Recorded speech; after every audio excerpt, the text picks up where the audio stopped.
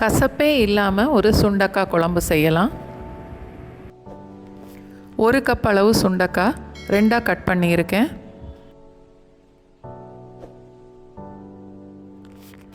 ஒரு 10 பல்லு பூண்டு, 10 சின்ன வெங்காயம், 2 கொத்து கருவேப்பிலை, பூண்டு வெங்காயமும் 2ஆக கட் பண்ணி எடுத்திருக்கேன். 2 மீடியம் சைஸ் தக்காளி மிக்சியில் நல்லா அரைச்சி எடுத்திருக்கேன். ஒரு சின்ன எலுமிச்சம்பழம் அளவுக்கு புளி,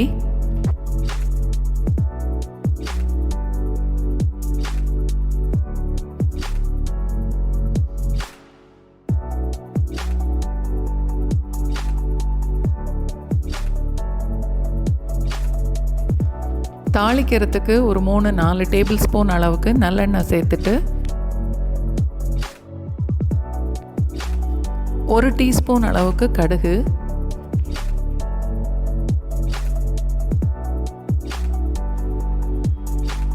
1/4 டீஸ்பூன் அளவுக்கு வெந்தயம்,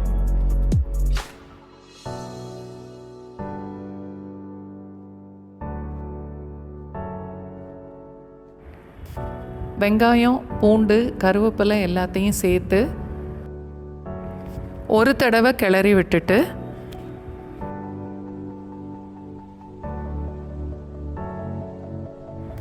வெட்டி வச்சுருந்த சுண்டக்காவையும் சேர்த்து இப்போது வதக்கணும்.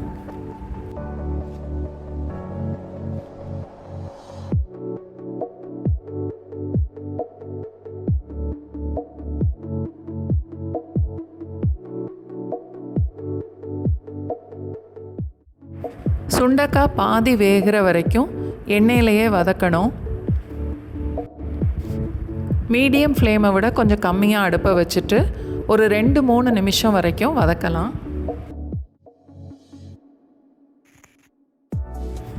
இப்போ அதோட அரைச்சி வச்ச தக்காளியை சேர்த்துடலாம்.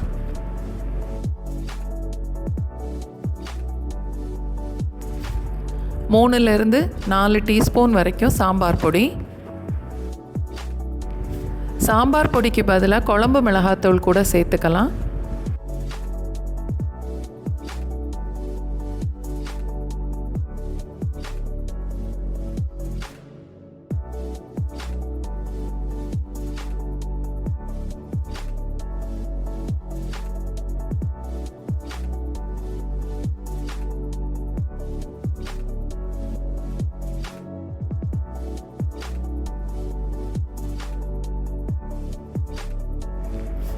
இப்போது எடுத்து வச்சுருந்த புளித்தண்ணியை சேர்க்குறேன்.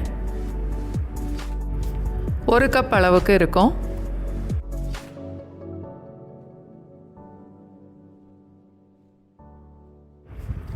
ஒரு கப் அளவுக்கு தண்ணி,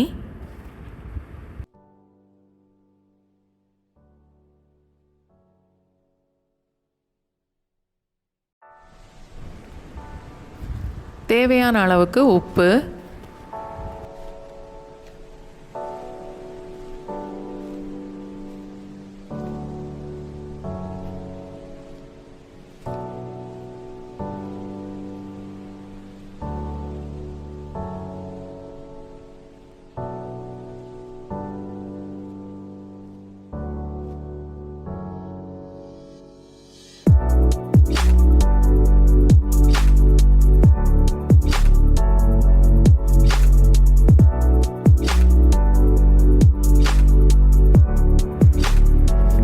குழம்பு நல்லா கொதிச்சு ஒரு பாதி அளவுக்கு அது வத்தி வரணும்.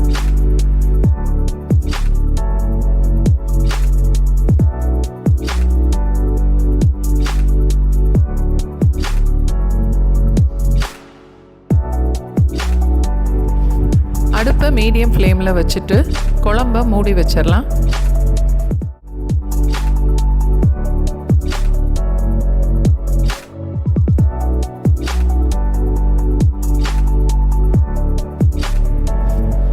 குழம்பு சுண்டக்காவோடு சேர்ந்து நல்லா கொதிச்சு இந்த அளவுக்கு கெட்டியாக வந்ததுக்கப்புறம்